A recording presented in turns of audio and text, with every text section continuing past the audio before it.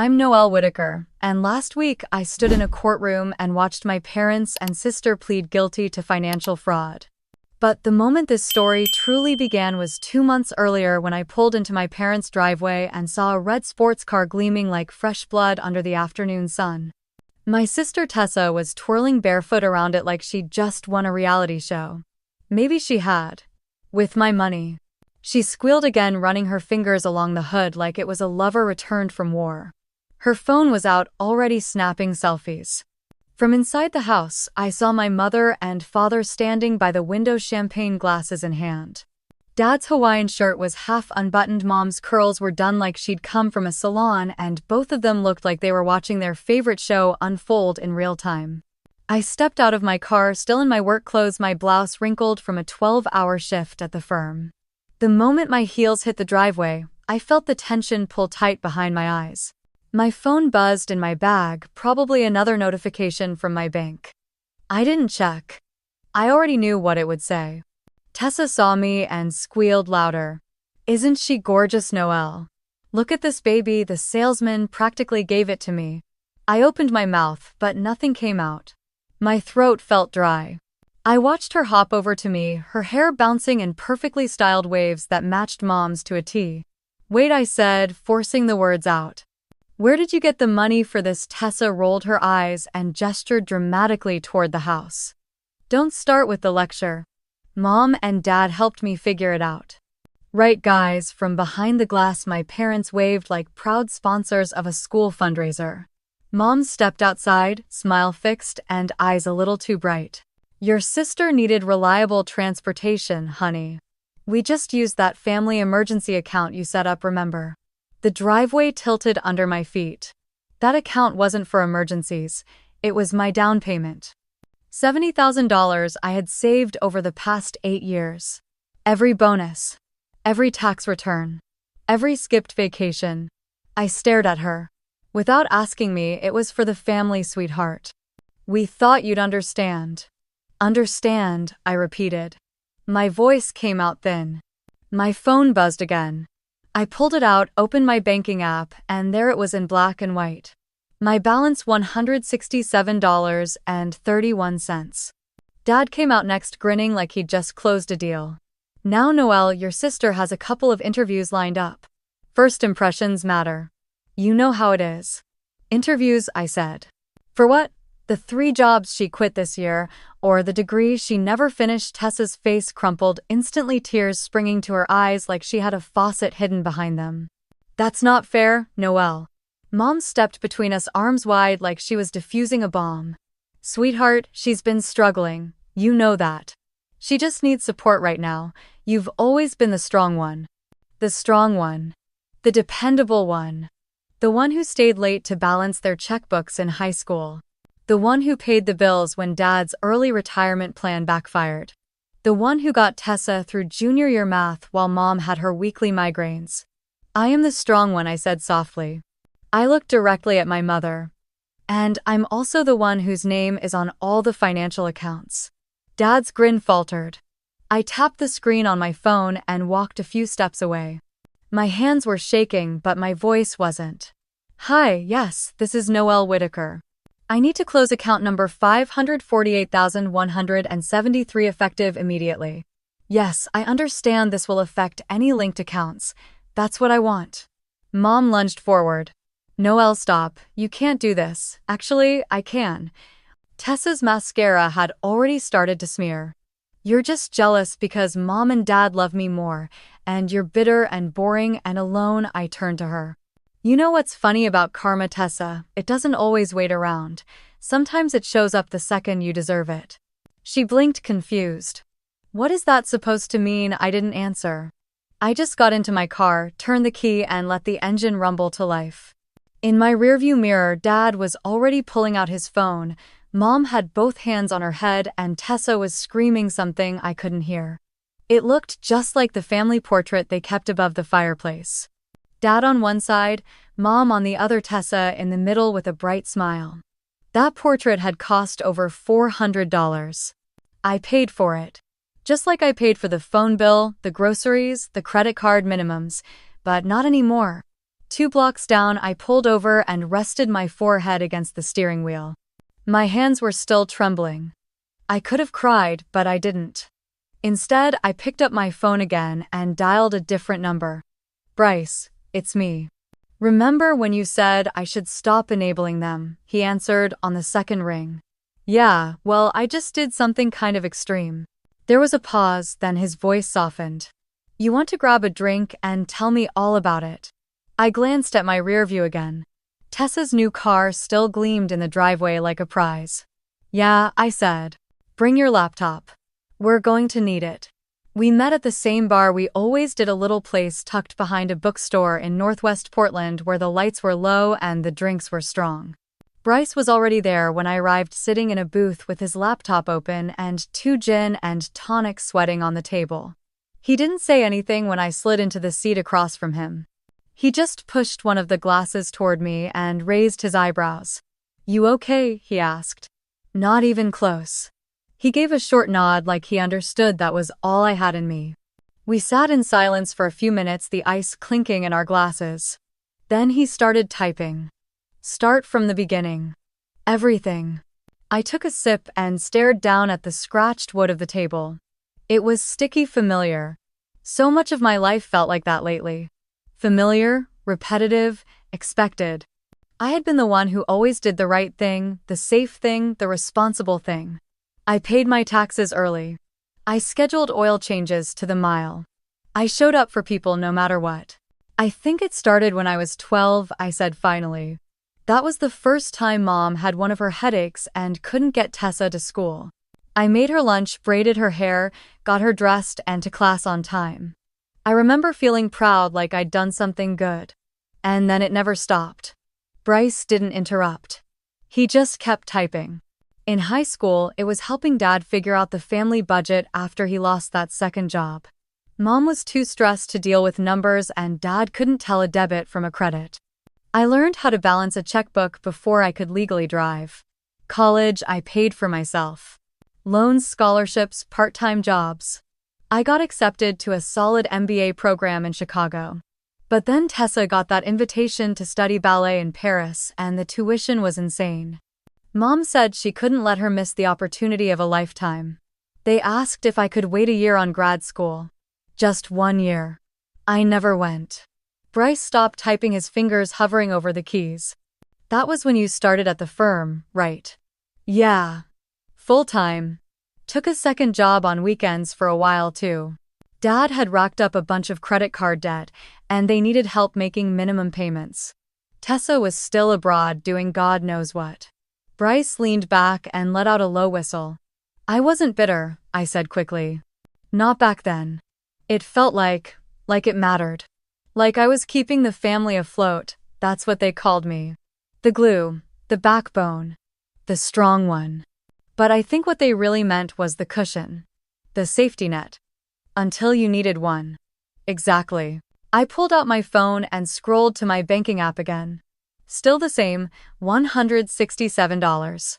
8 years of saving gone in a blink. It's like they don't even see it as mine, I muttered. Like, it's just another account they can dip into when Tessa gets bored or Dad forgets to pay a bill. You said your name's on their accounts, yeah. I set it up years ago when Dad had surgery and couldn't manage his finances. It was supposed to be temporary. But they kept adding me to things. Joint accounts, emergency funds. I even let them use my credit score to co-sign a loan once. Or so I thought. Bryce's face darkened. That's the kind of stuff people go to jail for. Yeah, well, family. He raised an eyebrow. I sighed. I know. It's not an excuse, but when it's happening one tiny ask at a time, it doesn't feel like theft, it feels like duty. That's how they get you, Bryce said, pulling up a spreadsheet. 1 teaspoon of guilt at a time. We worked in quiet for a while. He started pulling bank statements, linking old records from the accounts I still had access to. I watched rows of transactions populate across the screen, tiny numbers that felt like they carried the weight of my entire 20s.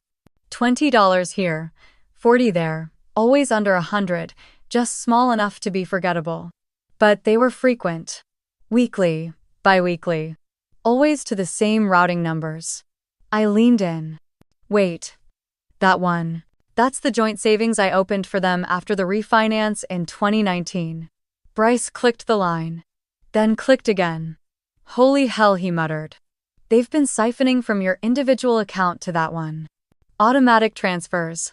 Labeled as family support in the memo. They must have set that up with online access. I never authorized that. That's fraud, Noelle. I stared at the numbers. My stomach rolled. I felt like I was watching my own life bleeding out in tiny, polite withdrawals. You want to know the worst part, I said, voice flat. They probably don't even think they did anything wrong. To them, I'm the success story. The one who's doing well. The one who has enough to spare. Bryce looked at me. Then why does it feel like you're the one always getting drained? I didn't answer. Instead, I reached into my purse and pulled out an old bank folder. One I hadn't touched in over a year. Inside were papers I'd almost forgotten I had. Copies of a co-signed loan for a home equity line. Back then, Mom had promised it would be short-term just to fix the roof. Bryce took one look and his eyes narrowed. You know your name's listed as the primary on this, right? What number? I was a guarantor, not primary. He flipped the page and pointed. Noelle Whitaker. Primary applicant. My hands went cold. They forged it. Let's find out how deep this goes, he said. He opened a new file and started creating a timeline. I took another sip of my drink. It tasted like lemon and regret. Outside, the sky had gone from gray to black. Inside, the light from his laptop glowed against the glass, casting shadows across our booth like ghosts of the past. I wasn't sure how much more I could handle, but I was going to find out. The next morning, Bryce came over to my apartment with 2 coffees and a look on his face that made my stomach twist before he even said a word. You're going to want to sit down for this, he said, opening his laptop as we both settled at my kitchen table. The screen lit up with rows of numbers. Bank statements, dates, merchant codes. Bryce had pulled everything he could from the joint account's old credit cards and that ancient checking account I'd opened in college and completely forgotten about. See this one? He pointed to a line highlighted in yellow. It's from your college savings account. Transfers of $35 every week for almost 6 years. Always on Thursdays. Always to the same destination. That's not possible. I haven't touched that account in forever. They did. He clicked again. The money was going to a card in my dad's name. And not just one card. 3 different credit cards, all under different banks, all connected by the same address. My childhood home.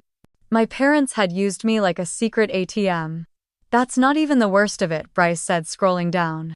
There were electric bills, insurance payments, even a gym membership in Tessa's name that had been debiting from my account since 2020.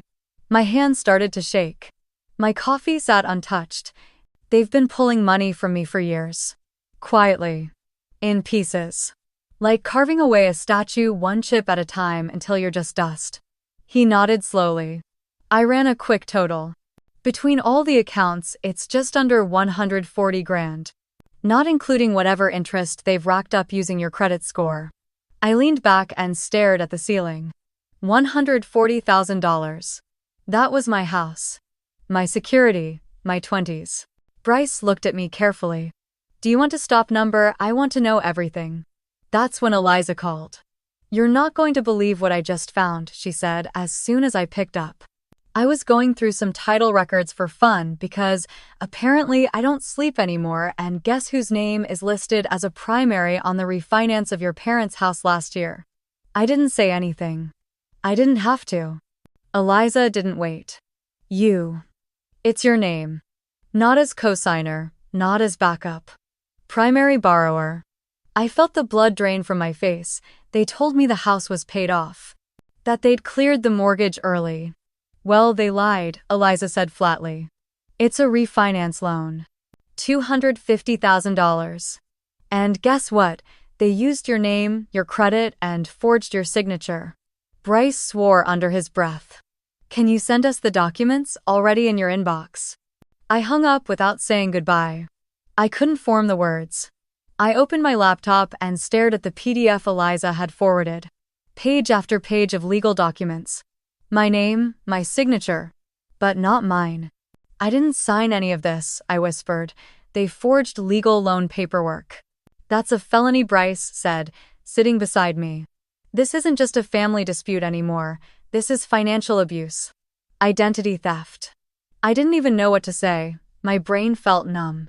Like I'd been walking through my life, blind, trusting people who never deserved it. Bryce pulled his chair closer. We need to secure everything. Lock your credit. Close every account. Pull full credit reports from all 3 bureaus.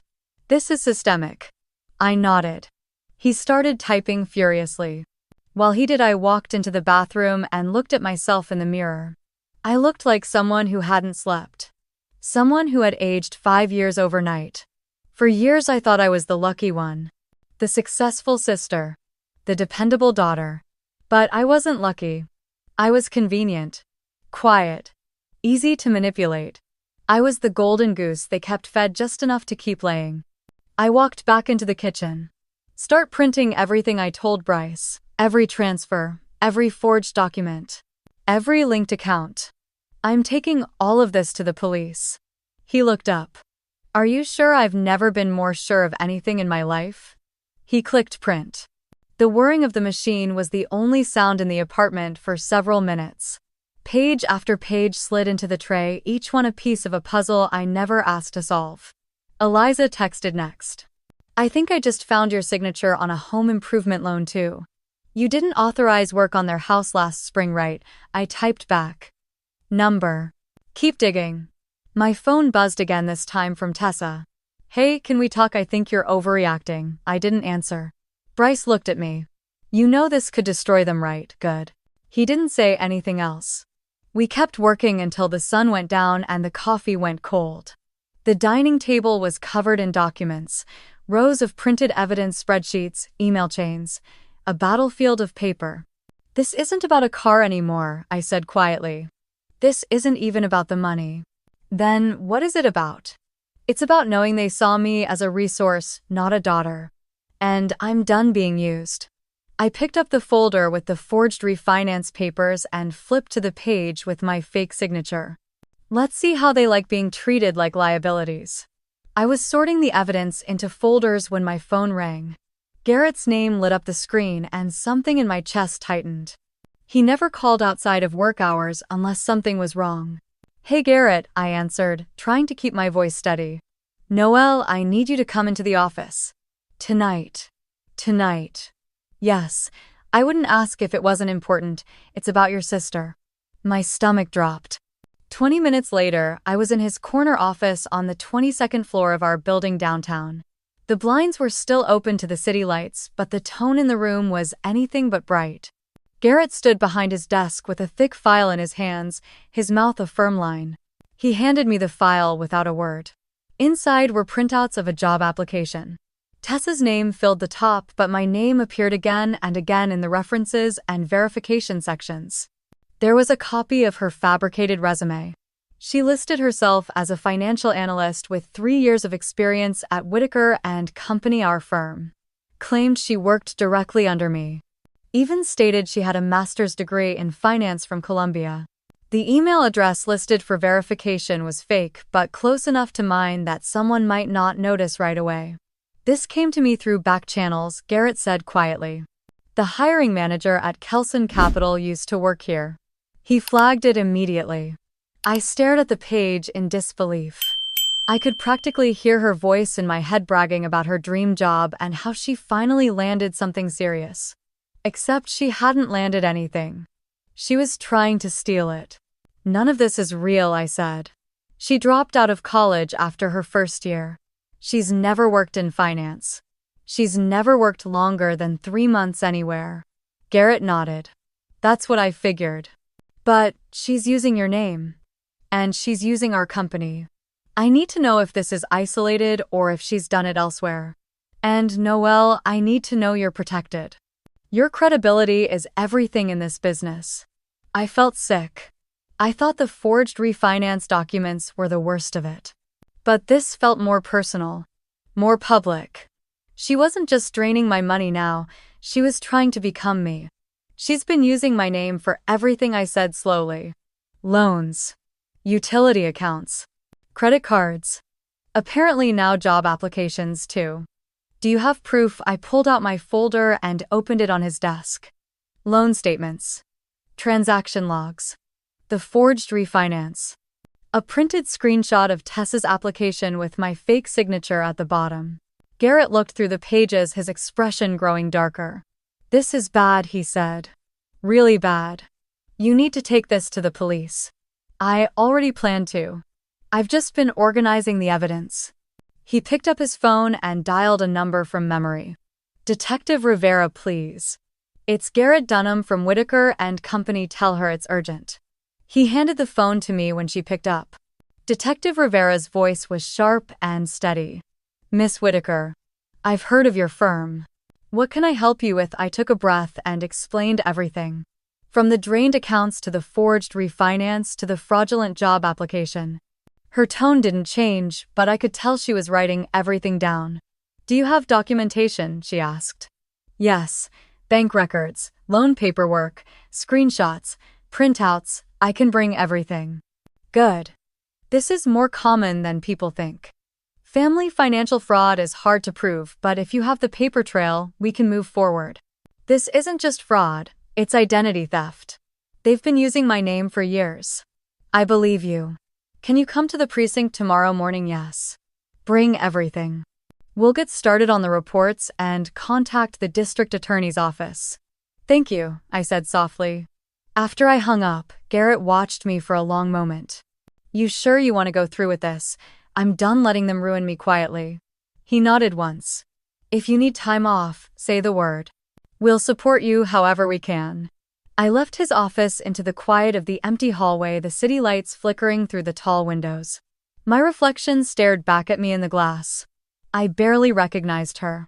Back at my apartment, Bryce and Eliza were still combing through digital records. When I told them about Tessa's job application, Eliza swore loud enough to make my neighbor bang on the wall. "She tried to steal your career too," she shouted. "This girl has no shame." I sat down at the kitchen table and looked at the mountain of papers. I wasn't sure where it would all lead. But I knew one thing. They had crossed a line. And I wasn't backing down. The next morning my phone exploded before I even got out of bed. Notifications lit up my screen one after another, buzzing until I finally grabbed it off the nightstand. Tessa had posted a long emotional message on Facebook. The kind full of vague platitudes and not-so-subtle accusations. She wrote about betrayal. About how some people forget where they came from. About how family should come before finances. She never used my name, but everyone knew who she was talking about. The comments rolled in like wildfire. "You deserve better, girl. Noelle always seemed so stuck up. Some people don't know how to love properly." It was surreal. Reading strangers dissecting my life like it was a reality television show. My hands shook as I scrolled. I hadn't even had my coffee yet, and already the world was judging me. Or at least their corner of it. Bryce walked in from the kitchen holding a mug and a half-eaten granola bar.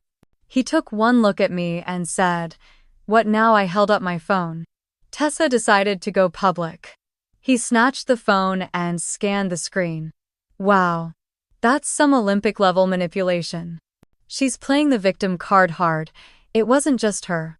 My mother had texted me 12 times during the night. Most were tearful apologies followed by guilt trips. 'We raised you better than this. Your sister is devastated. We didn't mean to hurt you. Please don't destroy the family.' Then came the email from my father. It wasn't emotional. It was legal. 'You had no right to close those accounts without discussion. We'll be contacting representation.' And sure enough, an hour later, I received a formal letter from Marla Jensen, a retired attorney and longtime friend of my mom's. The letter was thinly veiled as concern, but the message was clear. "Dear Noelle, I write this with a heavy heart as someone who has known your family for many years. I urge you to consider the implications of your actions and whether they reflect the compassionate, thoughtful woman I know you to be. Sometimes legal misunderstandings arise from emotional tension. I am confident that with patience this can be resolved amicably. Please do not escalate this further. Warm regards, Marla Jensen. I stared at the email and let out a bitter laugh. The nerve. They were turning it around like I was the one who overreacted. Like I was ruining the family's reputation instead of revealing the rot already there. They didn't stop there. My cousin Brett, who I hadn't spoken to in 3 years, shared Tessa's post with his own caption. "It's always the quiet ones who betray you. Shame on Noel." Bryce snorted when I read it out loud. "He's still mad you didn't loan him money for his weed business." Eliza arrived just in time to hear that. "What's the latest on the circus?" she asked, dropping her tote bag on my kitchen chair. "They brought in backup," I said. "Cousins. Lawyers. Social media." She pulled out her phone and opened her camera roll. "Then let me show you what I got." She played the video she'd taken the night before. Tessa's red sports car being loaded onto a tow truck. Tessa screaming in disbelief. My mother pacing in her bathrobe. My father trying to wave paperwork at the driver. It was absurd, and it was perfect. "We're sending this to Rivera," Eliza said. "I've already emailed the footage. This isn't just financial abuse, it's coordinated. They're trying to silence you while manipulating everyone else." I nodded. She was right. This wasn't just about me and my parents anymore. This was a full-blown machine. One that relied on old favors, loyalty, and guilt to keep itself running. Detective Rivera responded to the email within the hour. "Thank you. This corroborates the timeline and the pressure tactics. We've added it to the case file." That word hit me hard. Case file. My family had become a legal file number. Evidence folders. Investigations. Statements. I sat on the couch and let myself feel it for the first time. Not the anger, not the betrayal, the grief. Not for what they'd done, but for who I'd thought they were. The doorbell rang and for a second I froze. Eliza looked through the peephole. "It's just a delivery." "You expecting something?" I walked over and opened it. It was a single envelope. No return address. Hand delivered. I opened it slowly. Inside was a typed letter with my name at the top. "We can still fix this. All of it. Just call us. We'll explain everything. But if you continue with this, we'll have no choice but to take legal action." No signature. Just the implication. Bryce took it from my hand and photographed it. More intimidation. Good. Let them keep adding to the pile. I exhaled slowly and looked around my apartment, the folders on the table. The video file playing on Eliza's phone. The letter in Bryce's hands. They wanted me to feel alone, but I wasn't. I was just getting started. Bryce sat across from me with his laptop open, eyes flicking between browser tabs and folders. He had barely spoken for the last 15 minutes, completely absorbed in whatever he was chasing down through the maze of financial records and archived files. Then he stopped and leaned back. "Noel," he said quietly, "you need to see this." I stood behind him and stared at the document he'd pulled up. It was a scanned newspaper clipping from the early 80s, blurry but legible. The article mentioned a local woman filing a restraining order against her father after years of financial manipulation. Her name was Lorraine Keller. My mother's maiden name. I blinked. That can't be right. Bryce clicked on another file. It was an old court record, sealed but partially available through public archives. Lorraine had testified that her father kept all her wages under his name, forbade her from having her own bank account, and used her credit to secure personal loans. She had to drop out of college because he maxed out a credit line in her name. My jaw clenched. I knew she hadn't had an easy start, but she never talked about this. Not once. Growing up, she made it sound like everything fell apart because of bad luck or poor health. Not control, not abuse. "She's repeating it," I said slowly. "She's doing the exact same thing to me." Bryce didn't say anything. He didn't have to. I sat down on the floor beside the couch, knees pulled to my chest. My mother had lived through this.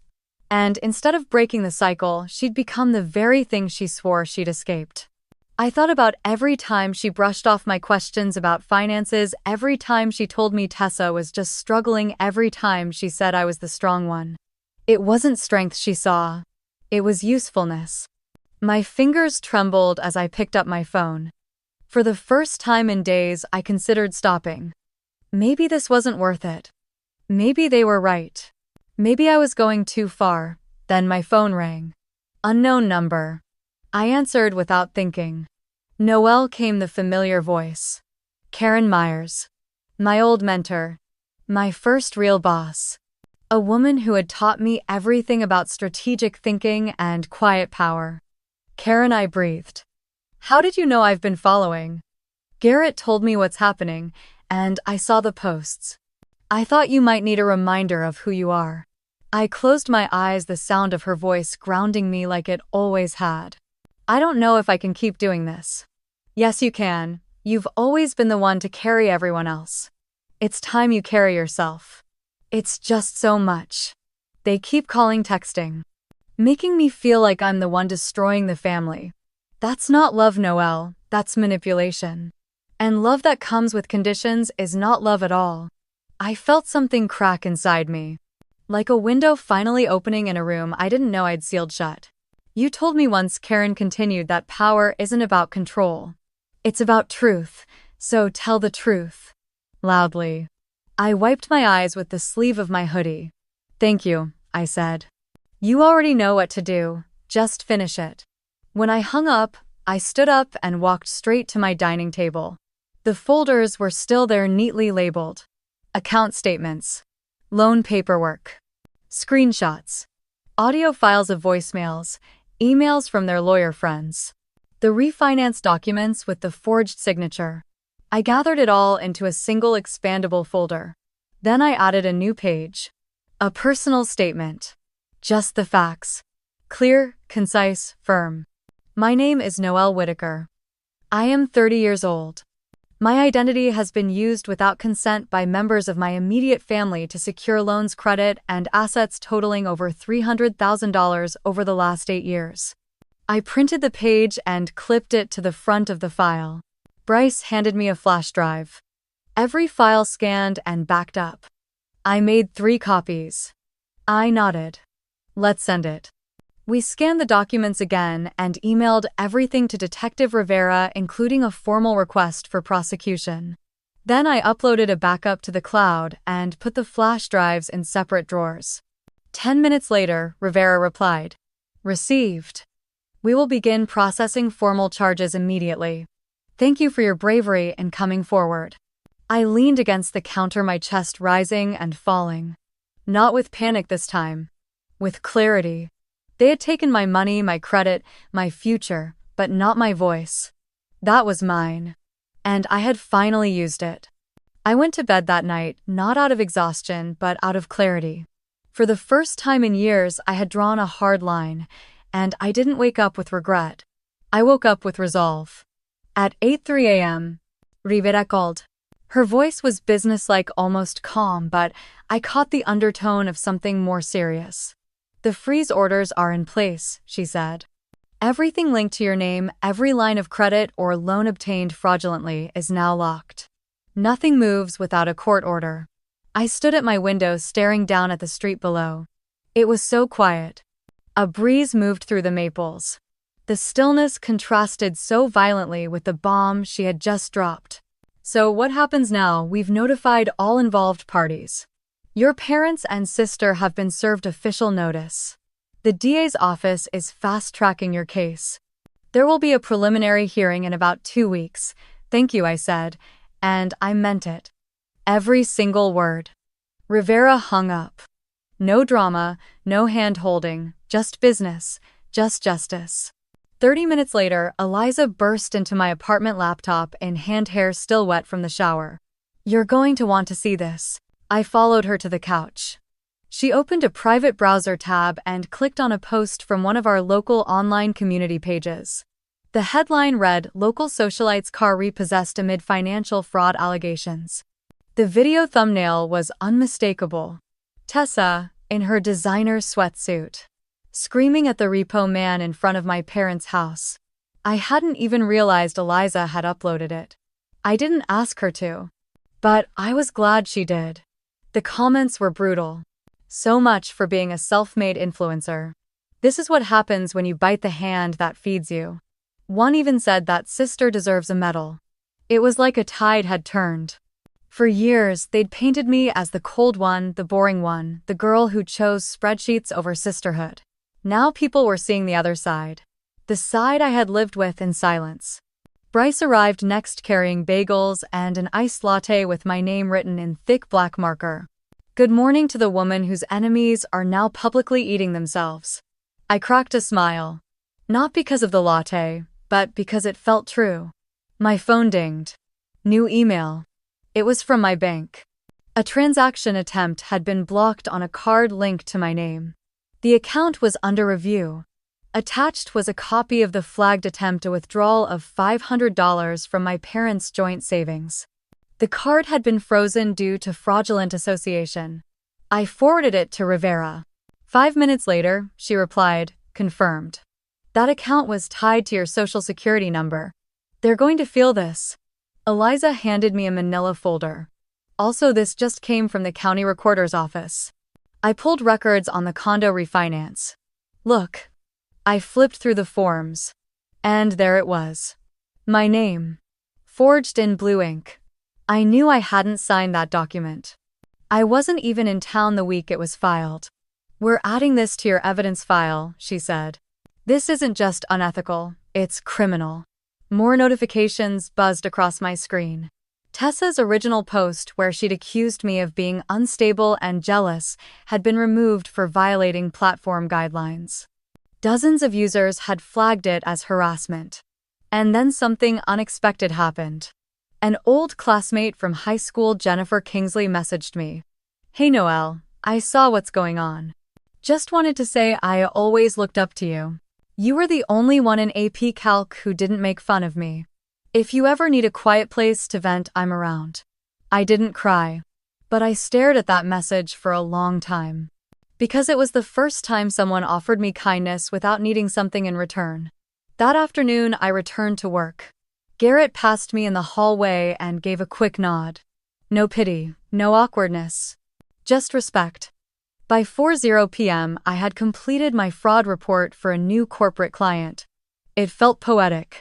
I was tracking misuse of assets and manipulation of internal systems while my own family spiraled from doing the same thing to me. At 5:30 p.m., I walked back into my apartment. The light was golden and warm. Bryce had cleaned the kitchen and was chopping vegetables like it was just any weeknight. Dinner's in 10, he said without looking up. No chaos, no drama, just normalcy. Something I hadn't known I needed so badly. Later that night, I pulled out the folder I had organized with Rivera. Timelines. Statements. Voicemails. Bank documents. Social media captures. I reviewed each page like a lawyer preparing for trial. This wasn't about revenge anymore. This was restoration. Restoration of credit, of dignity, of boundaries. At 11:42 p.m., a new email arrived from the district attorney's office. Subject notice of hearing and witness coordination. I opened it reading every word. The date was set. The location confirmed. A formal request for my appearance as lead witness and victim. I closed the email and shut the laptop. 2 weeks. 2 more weeks until I stood in front of everything they had tried to bury. And this time I wouldn't flinch. The voicemail came in at 6:12 a.m. while I was brushing my teeth. I wouldn't have checked it at all if the number hadn't looked unfamiliar, but something about the area code made my stomach turn. I pressed play. Noelle, it's me, your mother. Please don't hang up. I had to call from the county jail line. They only allow 5 minutes. Your father is not well. The stress is too much. They say he might need to be moved to the medical unit. And Tessa, she's barely holding it together. She could go to prison. Noelle, your sister. Please, I'm asking one last time. Write a letter to the judge. Ask for leniency. Say it was all a misunderstanding. We're still your family. The line clicked off before I could even react. I sat at the edge of the tub in silence, toothbrush and hand foam still in my mouth. I spit, rinsed, and stared at my reflection.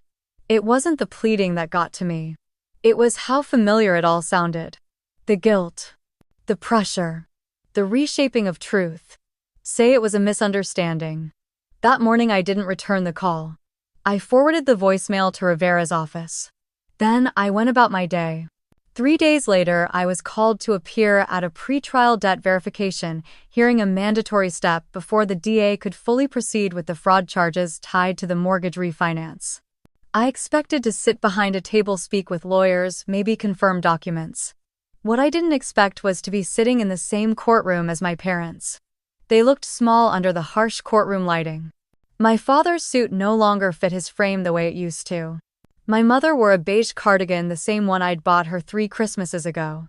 They didn't see me at first. I sat near the back while the clerk called names.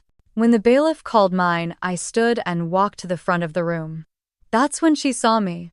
Her face crumpled. Noelle, her voice cracked. Please tell them you gave us permission. Tell them it was all just a mistake. We didn't mean to hurt you. We were desperate. The judge banged the gavel once. This is not the time for testimony from the defendants. Miss Whitaker, please approach. I walked calmly to the stand and swore in. The DA's office asked only 3 questions. Were you aware your name was used to co-sign the refinance number? Did you provide verbal or written permission for your name to be added to the mortgage number? Are you willing to testify that your signature was forged on the documents submitted? Yes. My mother sobbed audibly behind me. My father bowed his head. Thank you, Miss Whitaker. That's all. I stepped down and walked back to my seat. The hearing ended 15 minutes later. As I gathered my bag, I saw them watching me. Waiting, hoping. Outside the courthouse, the autumn wind whipped around my coat. Miss Whitaker, I heard my name. I turned. It was my father. Flanked by a court-appointed handler, he had managed to catch up to me as I exited.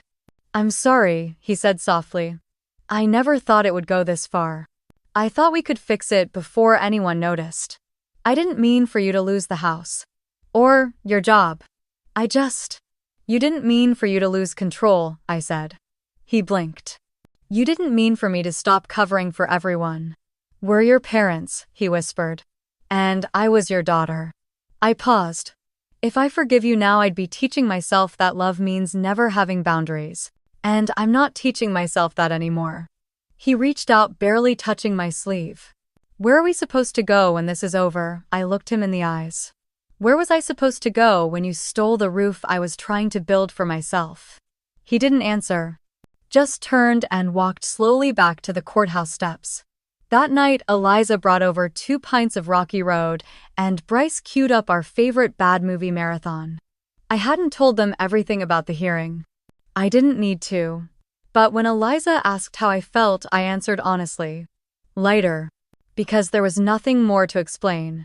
No more games. No more last-minute pleas. I had spoken the truth under oath. And the truth didn't ask for forgiveness. It asked for peace. And I was finally learning how to claim it. Of all the court dates on my calendar, this one was circled in red, not physically but in my mind. The final sentencing hearing. The moment where years of betrayal would finally receive a legal name. Fraud, identity theft, financial abuse. The courtroom was colder than I remembered. Not in temperature, but in atmosphere. No whispers, no murmurs, no shifting in the benches.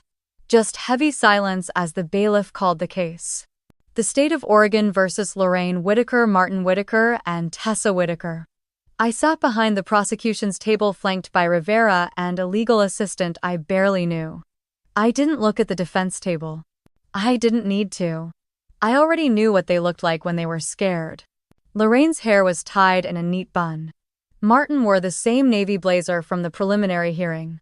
Tessa sat between them, visibly shaking. Her mascara had already started to smear and the hearing hadn't even begun. When the judge entered, everyone stood. Then we sat again as if pulled by invisible strings. The judge opened a folder and adjusted his glasses. It appears the defendants have requested a change of plea. Lorraine's attorney stood. Your Honor, my clients wish to change their plea to guilty on all counts. Tessa turned to her lawyer, whispering frantically, but the woman shook her head. It was done. The judge looked over the glasses again. Is that correct, Miss Whitaker? Tessa's voice was barely audible. Yes. And Mr. and Mrs. Whitaker Martin nodded once. Lorraine stared down at the table and whispered, "Yes, Your Honor." Then we will proceed to sentencing. But first we'll hear the victim impact statement. That was my cue. I stood my 3-page statement in trembling hands. I walked to the front and stepped behind the podium. The judge gave me a small nod. When I was 10, I used my birthday money to buy groceries because my mom said the fridge was empty. When I was 14, I tutored my sister before school every morning so she wouldn't fall behind while my mom recovered from one of her migraines. At 17, I gave up my scholarship to Stanford because we couldn't afford both my tuition and my sister's dance program in Lyon. My voice held steady. At 22, I opened a joint account with my mom because she said it would help manage emergency funds. At 26, I was covering my father's credit card minimums while saving for my own house. At 28, I found out that house fund had been emptied to buy my sister a car. Not by accident, but by design. I glanced at the defense table. Lorraine's eyes were closed. Tessa was crying openly. Martin wouldn't look up. The cost wasn't just money, it was time, trust, sanity. I stopped believing that love and loyalty were different things. I started confusing being needed with being loved. I paused to swallow the lump in my throat. They didn't ask me, they took. Over and over again. And every time I protested, I was told I was selfish, cold, ungrateful. I wasn't. I was surviving. A few people in the gallery shifted. I didn't care. I wasn't here to perform, I was here to tell the truth. They forged my name. They drained my accounts. They left me with debt I didn't incur. They made me question my own memory. And when I finally stood up, they weaponized family ties to guilt me into silence. I looked directly at the judge. But I'm not silent anymore. I stepped back. Returned to my seat. The judge took a long breath and began reading from the sentencing paperwork. Given the nature and duration of the offenses, the financial harm inflicted, and the lack of prior criminal record, this court sentences Lorraine and Martin Whitaker to 5 years in state prison with eligibility for parole after 3. Full financial restitution is ordered, totaling $176,000 to be paid to the victim, Noelle Whitaker. A gasp echoed across the room. Tessa Whitaker is sentenced to 3 years in state prison with parole eligibility after 18 months. Restitution to be paid jointly with the co-defendants. Tessa sobbed into her hands. Lorraine slumped in her chair. Martin stared forward, unmoving. The judge's gavel fell once. Court is adjourned. I stood calmly collecting my folder and coat. Tessa's voice broke through the silence like glass shattering on tile. You killed this family. I turned slowly, met her red-rimmed eyes. You did that all by yourself. She lunged a step forward, but her lawyer caught her by the wrist. You're not a sister, she spat. You're a monster. I looked back at the judge. Thank you, Your Honor, for calling their actions what they are. He nodded. Security escorted the defendants out. As they passed, Lorraine tried to meet my eyes one last time. I didn't give her that. In the hallway, Rivera touched my elbow gently. You did well in there. It doesn't feel good, I said honestly. But it's just. The words hung in the air. And for the first time in a long time, I believed her. Underneath the bright white lights of Garrett's office, the contract on the table looked almost too good to be real. A keynote speaking opportunity at the Pacific Northwest Financial Wellness Conference. Travel honorarium and full promotional support. But what made my chest tighten was the line at the top, featured speaker Noelle Whitaker. Garrett leaned back in his chair. You don't have to say yes, but we think your story could help a lot of people. I nodded, running my fingers along the edge of the folder. People like me. Victims who thought it was just bad luck. Who kept giving until there was nothing left. Who didn't even realize they were being exploited because it came in the name of love. I'll do it. Garrett smiled. Thought you might, and congrats, by the way. For a moment, I wasn't sure what he meant until I turned and saw Eliza standing in the doorway, grinning like a woman who just delivered a miracle. Tell her, she said, holding out a key. The house. The one with the bay window and the climbing roses and the soft yellow light in the kitchen. The offer went through. It's yours. My mouth dropped open. Are you serious? She nodded. The seller accepted this morning. I just finalized everything. The house is officially under your name. No strings. No cosigners. No fake signatures. Just you. I took the key in my palm, felt its weight settle into my skin like it had always belonged there. I went home that night. My new home. The air smelled like fresh paint and hardwood. Eliza had left a bottle of champagne on the counter with a note in her looping script. To new beginnings. I didn't open it. Not yet. I just walked from room to room, bare feet against the cool floor, hands brushing the door frames, touching the walls like they might disappear if I blinked. This wasn't some borrowed space. It wasn't a gift I would be expected to repay 100-fold. This was mine. In the bedroom, I set the box labeled Essentials on the floor and pulled out the curtains Eliza helped me choose. I hung them slowly, carefully, the way you would drape something sacred. Then I sat on the window seat and looked out over the street. Quiet. Peaceful. No drama, no screaming, no one pounding on the door, demanding to be rescued from consequences. My phone buzzed. A message from Bryce. Cleared all the remaining linked accounts. Every credit card, every login, every auto payment. You're free. For real this time. I stared at the screen for a long time, then typed back, "Thank you. I wouldn't have made it here without you." He replied instantly, "That's what friends are for. And hey, dinner at your place this weekend. I'm bringing cake. You're bringing that killer lasagna." I smiled. Deal. I opened the windows, let the breeze roll in. It smelled faintly of honeysuckle and something new. Something clean. There were no echoes in the hallways, yet no pictures on the walls, no clutter of a life fully lived. But it felt like a beginning. And for the first time, it was on my terms. I lit a candle and set it on the mantel. Its soft flame flickered against the white walls and cast dancing shadows onto the ceiling. A symbol maybe of everything that couldn't be taken from me anymore. They had stolen money, trust, credit scores, and years of effort.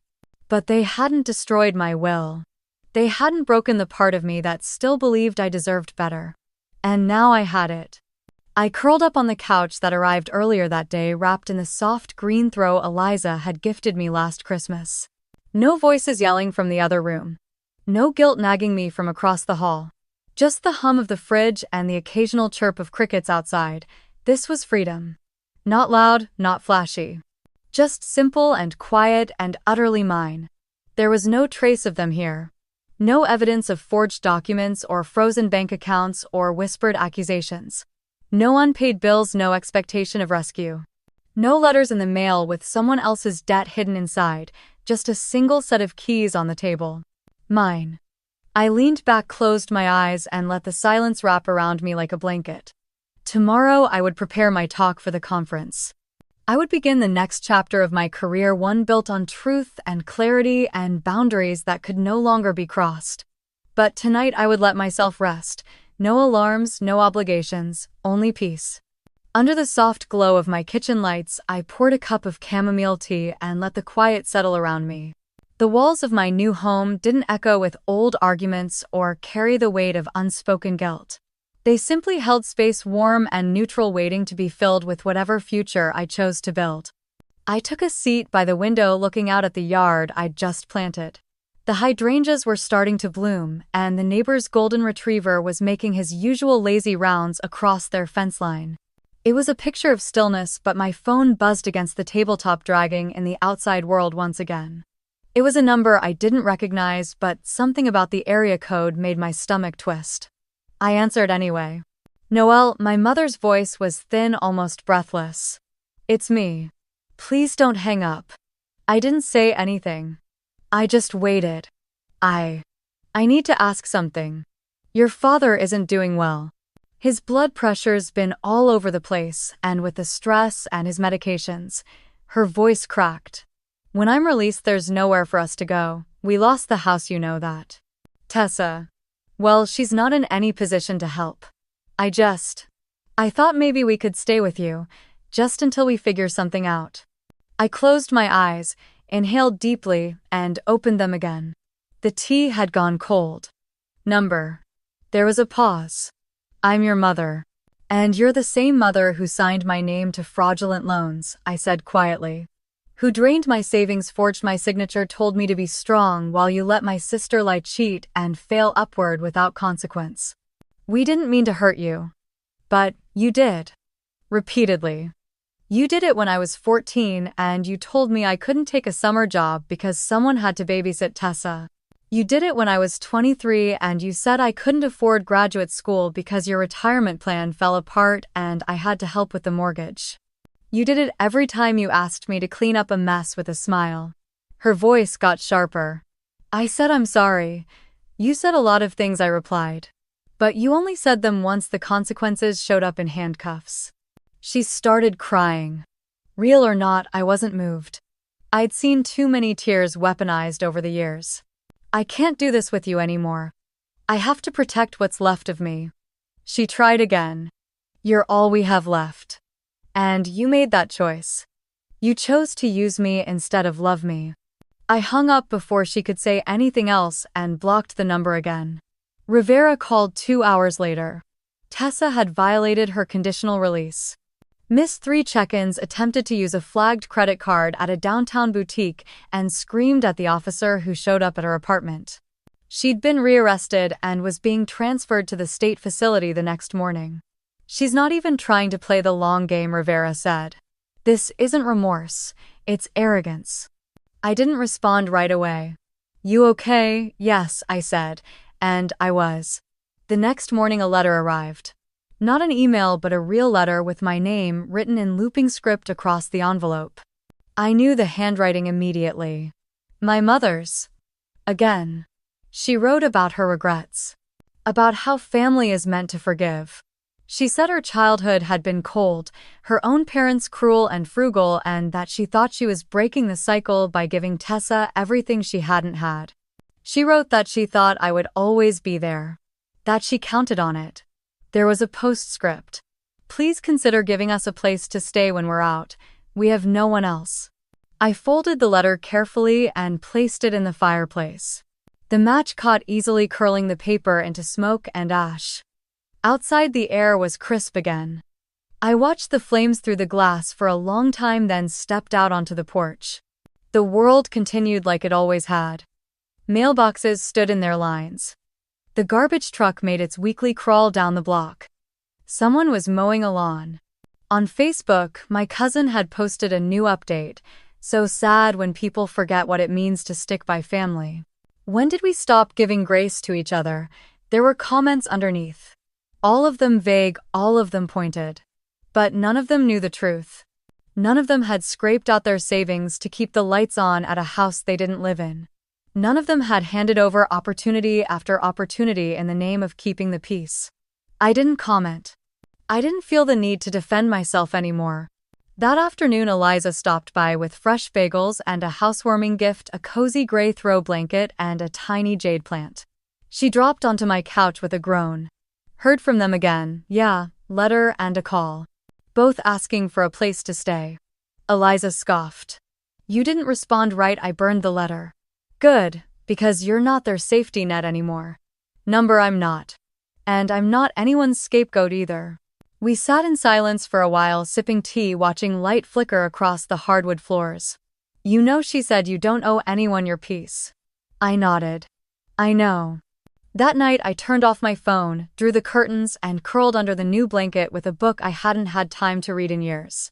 I read until the words blurred, until my breath slowed, until the stillness inside me finally matched the stillness around me. Not because I'd won, but because I'd stopped playing a game that was never fair to begin with. Not because they were gone, but because I was done letting them live rent-free in my head and heart. I had nothing left to prove. Not to them. Not to anyone. And for the first time in my life, I wasn't trying to earn love that should have been unconditional. I was giving it to myself. The conference center buzzed with low conversation and the rustling of pamphlets as people filed into their seats. Rows of folding chairs lined the room, faces turning toward the stage as the lights dimmed slightly. I stood behind the podium, heart steady, hands loose by my sides. No note cards, no teleprompter. Just me and the truth. When the moderator introduced me as a financial analyst and survivor of familial financial abuse, the room grew quiet. Not awkward, not hostile. Just still. I stepped forward and let the silence settle. My name is Noelle Whitaker. I used to think being the strong one in my family meant always saying yes.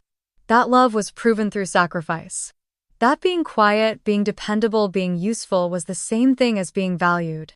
I paused, letting the weight of that land. For over a decade, I paid my family's bills, co-signed loans I didn't use, watched my savings vanish so others could live recklessly. And I did it all believing I was helping. That I was the glue holding everyone together. Until the glue cracked. Until they forged my signature. Emptied my accounts. Tried to become me on paper because who I was made their lives easier. I wasn't bitter. I was exhausted. I shared every step. From discovering the missing money to filing charges to testifying in court while my parents and sister looked on. I told them how silence had protected the abusers, not the victims. How people in power often use the word family like a shield. How saying no doesn't make you cruel, it makes you free. I told them that my revenge didn't come with shouting or screaming. It came in the form of boundaries. Legal action. A quiet home filled with things no one else could touch. When I finished, no one clapped right away. They just looked at me. Wide-eyed. Many blinking back tears. Then one woman stood and clapped once firmly. Then another, and another. Soon the room filled with applause. Not the kind reserved for celebrities or polished speakers. It was the kind you gave someone who had said the thing you were never allowed to say. Afterward, people came up to me quietly. A man in his 60s told me his brother had drained their parents' estate while pretending to care for them. A woman whispered that she'd co-signed for her daughter 3 times and lost her home. Another said she always thought something was wrong but never had the words for it until now. You gave me permission to stop, one woman said, holding my hand. You gave yourself permission, I replied. That night, back at home, I kicked off my shoes, tossed my blazer on the couch, and made a cup of hot chocolate like I used to as a kid, except now it was mine. My kitchen. My mug. My peace. An email pinged in my inbox. Subject: restitution disbursement notification. It was from Rivera. Noelle, just a quick update. The court has issued the first restitution payment. $20,000 has been transferred to your account. More to follow in the coming months. I stared at the screen for a long moment. Not because of the number, but because of what it represented. Not charity, not pity. Accountability. I texted Eliza and Bryce in our group thread. First payment came in. 10 seconds later, Eliza wrote back. So, party. Bryce added, tell me you're making that lemon cake. I smiled, typed back. Not a party for the money. A party for freedom. They both replied with a string of exclamation marks and bad cake puns. I stood by the window again, watching the porch lights flicker on down the street. It was quiet outside. The kind of quiet that feels earned. And I thought maybe this is what real revenge looks like. Not screaming. Not breaking things. Just peace. Just a life rebuilt. Just knowing they can never take from you again. Because you no longer give them the chance. If you've ever been used because of your kindness, if you've ever been told that family excuses everything, you are not alone, and you don't owe anyone your silence. Share your story, speak your truth. And if you want to hear more tales of justice, of karma that finally caught up, of people like you taking their power back, don't forget to like and subscribe. You're stronger than they ever gave you credit for. And you get to write your own ending.